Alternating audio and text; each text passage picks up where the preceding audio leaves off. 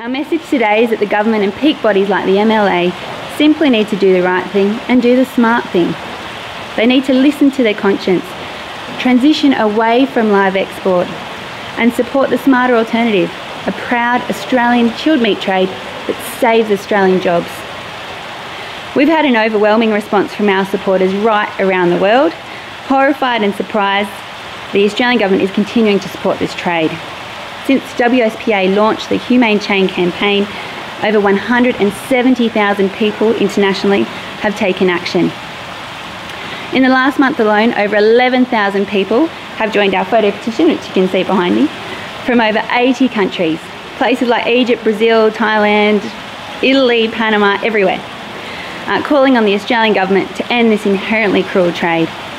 Look, the Australian meat processing industry is one of the most heavily regulated in the world, and I'm confident that we represent the best work practices globally in the industry.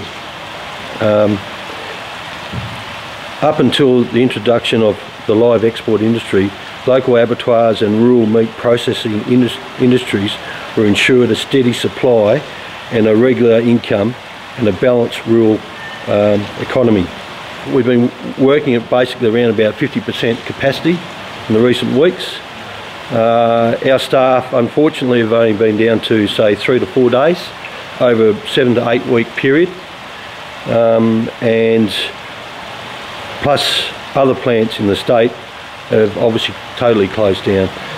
To us that's very important from the fact of a steady trade, and it's certainly, when you think these people have to have an income to support their families, it does affect a lot of the average working people out there.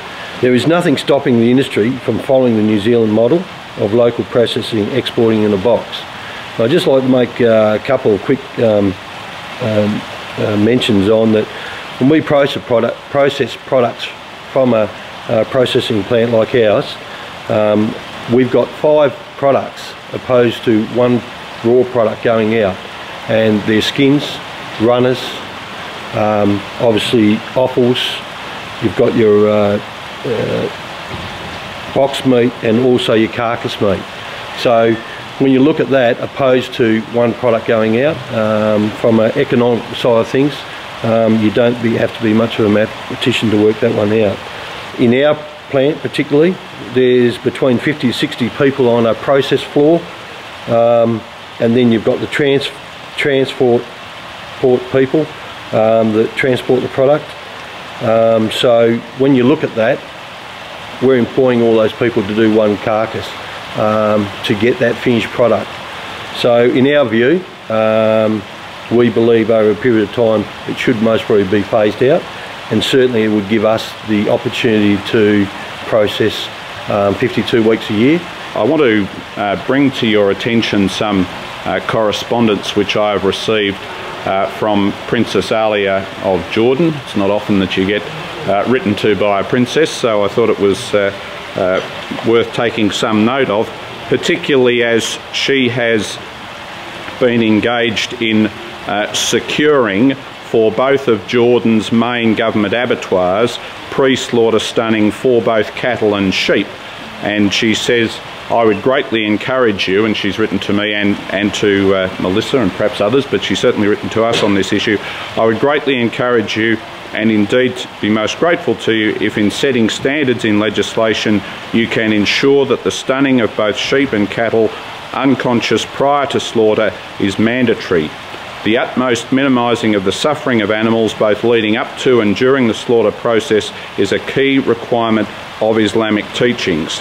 She says, you are no doubt fully aware that a significant amount of halal meat is imported into Middle Eastern countries from Australia, all of which has been stunned as part of the slaughter process.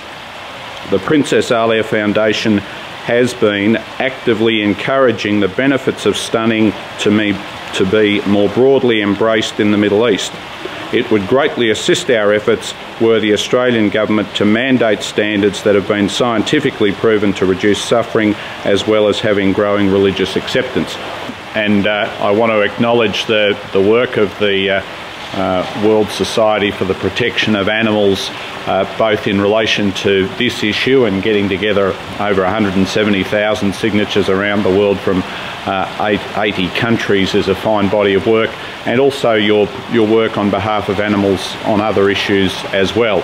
We are pleased to be here to have the opportunity to receive this petition, and it is one of the things which we will certainly bring to the attention of the Minister and also to the attention of the Caucus Working Party, which is looking at live animal export issues. And for my own part, I have found both the animal welfare and economic arguments in favour of a move away from the live export trade towards domestic processing here in Australia, as New Zealand has done, to be compelling.